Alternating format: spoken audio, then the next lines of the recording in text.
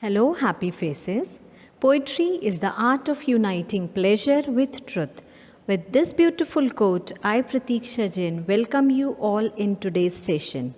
Children, in the previous videos, Shushmit sir has discussed about the poem, A House, a Home, where the poetess has described the difference between a house and a home, beautifully described in the poem. Children, do you know poet uses poetic devices to create rhythm, enhance a poem's meaning, or intensify a mood or feeling? Poetic devices are a form of literary device used in poetry. The best poetic devices are the ones that make the words sound the way you want to make someone feel. It affects the sound of the poem, but not usually its meaning. They are used by good writers in all professions, from novelist to journalist to advertisers. This is because poetic devices are pleasing to hear. So today I am going to teach you about 5 poetic devices. Simile is a figure of speech that directly compares two unlike things in an interesting way. Simile introduces vividness into what we say. Authors and poets utilize simile to convey their sentiments and thoughts through vivid word picture. So as you can see on the slide, simile compares two things using like, as, or as if. So let's see the first example. She is as slow as a snail. Here, she is being compared to a snail using the words as.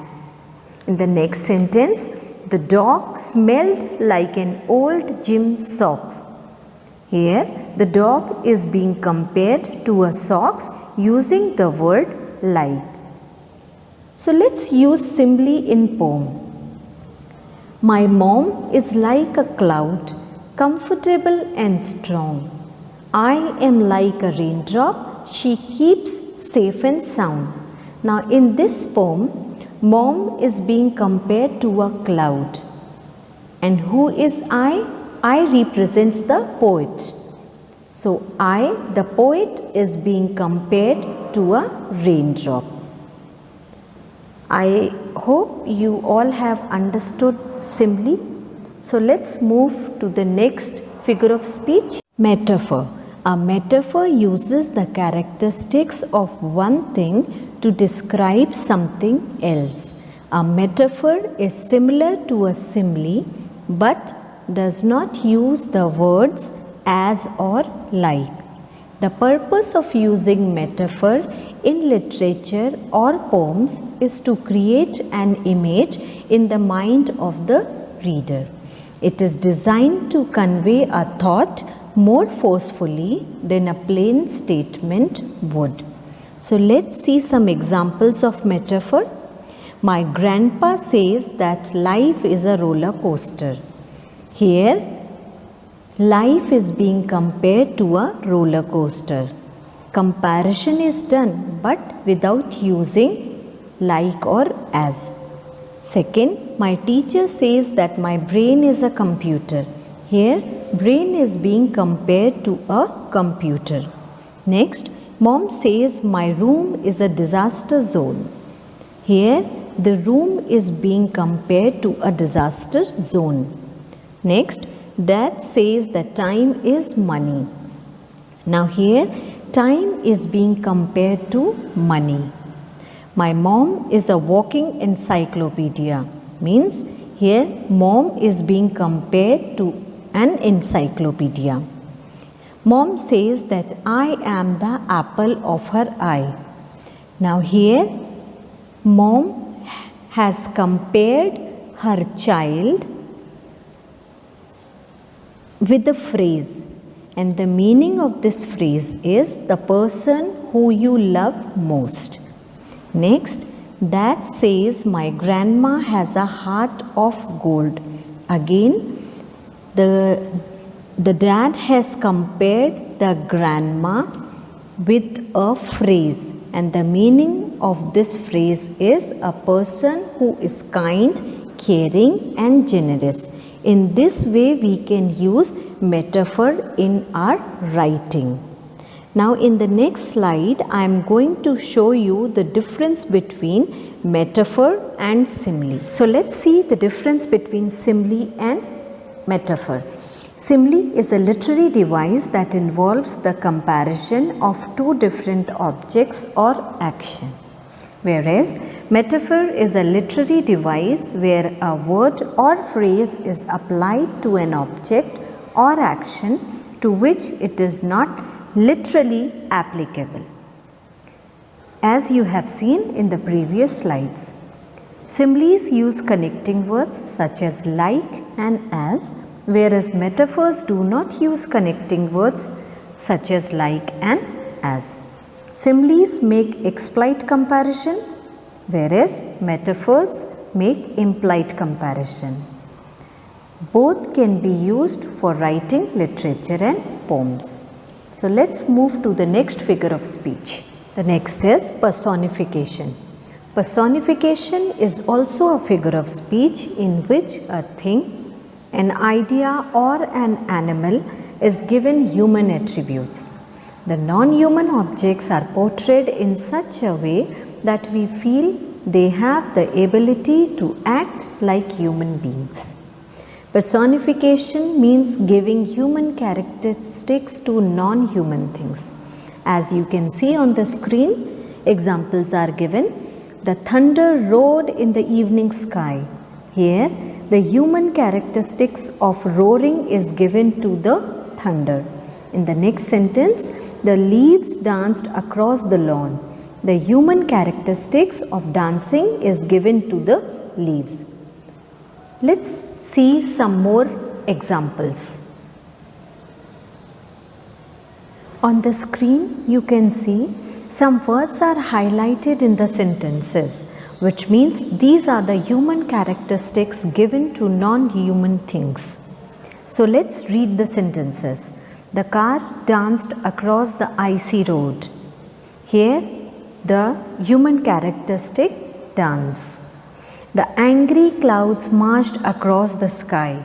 Now in this sentence, two words are highlighted, angry and march, which are the qualities of human beings. The stars in the clear night sky winked at me. Now again in this sentence, the word winked is highlighted, which is also a human characteristic. The tulips nodded their heads in the breeze. Here, nodded their heads, which is also a human characteristic. So in this way, we can use this figure of speech in writing. So after this, let's move to the next figure of speech. The next is alliteration. Alliteration is a series of words, usually two or more neighboring words, have the same first consonant sound. Sometimes repetition of sounds occur inside a word. The purpose of using alliteration is to create melody, establish mood, call attention to important words and point out similarities and contrast. It is not necessary that every word in the sentence has to begin with the same letter. For example, soft, smooth snow falls silently from the sky. The snow is so silvery and small. Slowly you slip and slide on the snow. So here in this example, you can see that the first letter of the word starts with the consonant and the sound is same. As I said earlier, it is not necessary that every word in the sentence should begin with the same letter. Do you know, children, that we can use this poetic device in tongue twister also? Let's see one example. Bitty bought butter, but the butter was bitter. So Bitty bought better butter to make the bitter butter better. So children, have you seen? In this way, we can use this figure of speech in literature and poem. Let's move to the next figure of speech. Next is rhyme.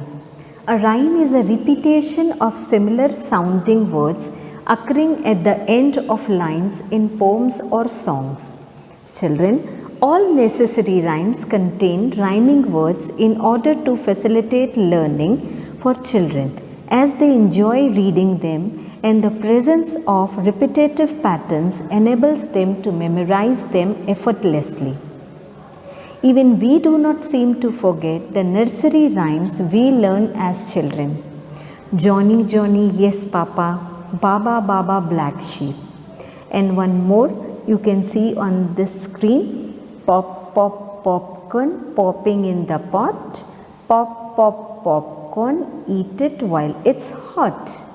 There are three types of rhyme: end rhyme, internal rhyme and slant rhyme. End rhyme, the rhyming of words at the end of a line. For example, they could not excuse the sin that was committed by his kin. Here you can see the last words of the lines are same. This is called end line. Internal rhyme, rhyme that occurs within a single line of poetry. For example, no baby, no, you may not go. Here the sound of no, no and go is called internal rhyme. Next is slant rhyme. Two words sound similar but do not have a perfect rhyme.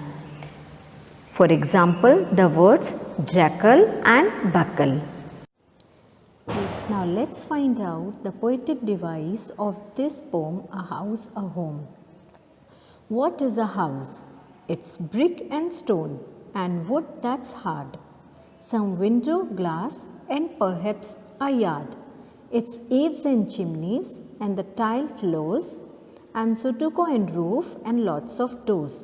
Now in this stanza, the word hard is rhyming with yard and floors is rhyming with doors. Now let's see the next stanza. What is a home? It's a loving and family and doing for others. It's brothers and sisters and fathers and mothers. It's unselfish acts and kindly sharing and showing your loved ones you are always caring.